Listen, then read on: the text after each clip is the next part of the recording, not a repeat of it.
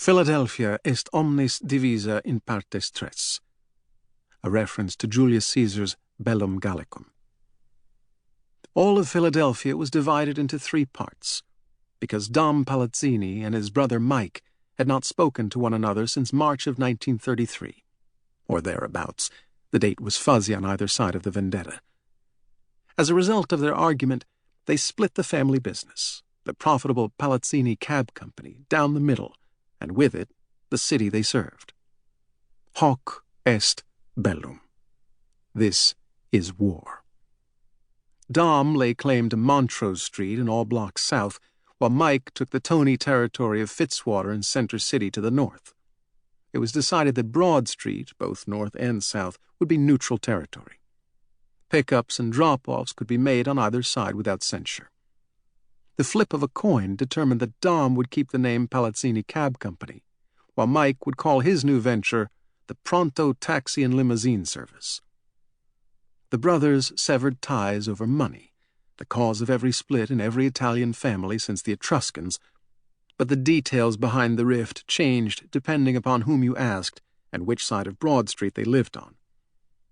The inheritance of a small plot of land on Montrose Street had been verbally promised to Dom by their father, but left to Mike in his will. Mike intended to sell the parcel to Dom, who had purchased Mike's half of the family homestead upon their father's death, but Dom felt the land parcel was part of his rightful inheritance, and should have been included in the buyout of the house at no additional cost to him. Dom believed Mike should have simply done the right thing and handed over the deed. After all, their father had lived with Dom and his family in the homestead for many years, and Dom's wife had cared for the old man until his death. Unfortunately, what should have been a gift came with a bill. Insults were hurled. Dom accused Mike of being ungrateful, and Mike accused Dom of stealing. Money had gone missing from the petty cash in 1932. Where was it? Who took it? Why did it matter now? There had been an incident one evening where the bank bag didn't make it to the night drop. What happened to the cash? What had festered like a boil for years was lanced. True sentiments were exposed.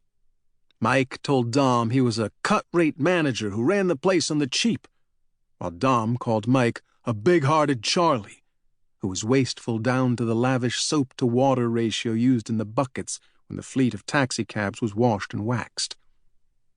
Dom wasn't flexible with fees and lost customers to competitors, while Mike, who was charming and a better negotiator, was muzzled by his older brother, a hard-headed know-it-all.